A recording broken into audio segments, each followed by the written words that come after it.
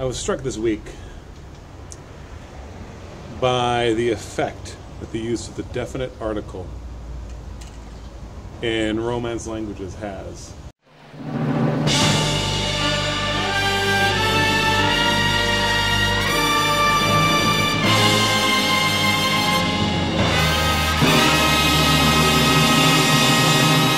The effect that the use of the definite article in Romance languages has.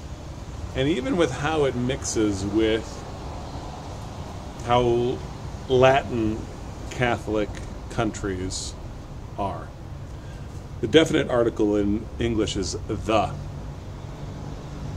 So you know how all of our abstract concepts are represented by females in drawings, like victory or honor. If you look at Victorian drawings of those things, liberty, right? Liberty is a woman. She's a statue of liberty, right? Why is that? Because those are feminine things in Latin. And they get feminine articles.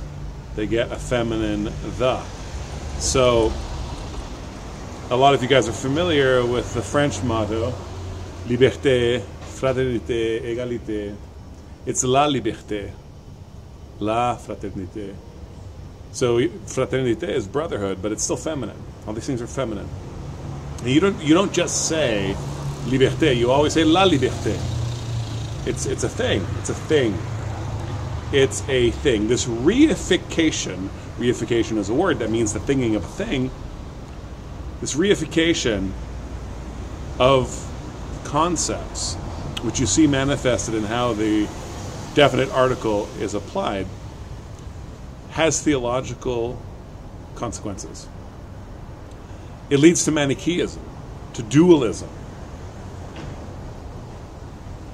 Manicheism is the heresy which famously seduced Augustine, tempted him as he was wrestling with Christianity, before he finally converted to Orthodox Christianity. Manicheism teaches and holds that there are two equal forces in the world, in the cosmos, good and evil.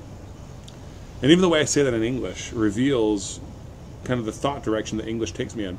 It's good and evil. It's not the good and the evil. There's no real way in Latin languages to say good and evil. You have to say the good and the evil, which means there is a good, the good, and an evil, the evil. It's actually very normal here in Brazil for people to say that he is a person of the good, or he is a person of the bad. Ela é uma pessoa do bem. Ela é uma pessoa do mal.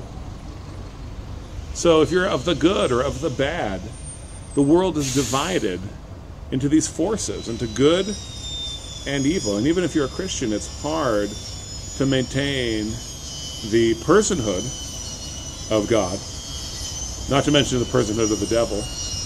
And it's very difficult to maintain the sovereignty of God, because ultimately, if there is the good and the evil, there is no sovereign God. You might be picking the right side, who's to say what's ultimately right in a dualistic world. I know you guys have all watched anime cartoons, so you know what a dualistic world looks like. And it's all because of this article, all because Latin languages don't allow us to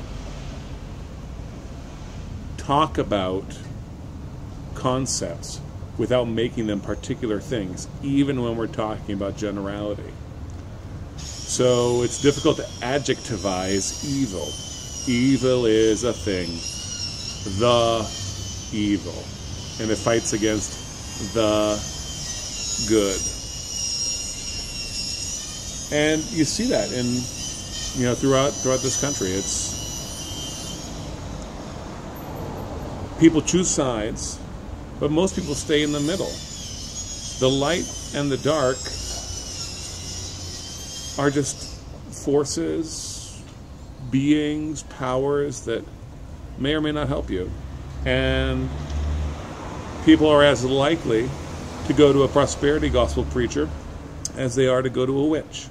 Because it's all the same stuff. It's all the same magic. Just two forces fighting in the world. And you manipulate them through science and magic. All because of the good and the evil. All right. Food for thought. Be interested to hear your comments. Comment below. Peace be upon you.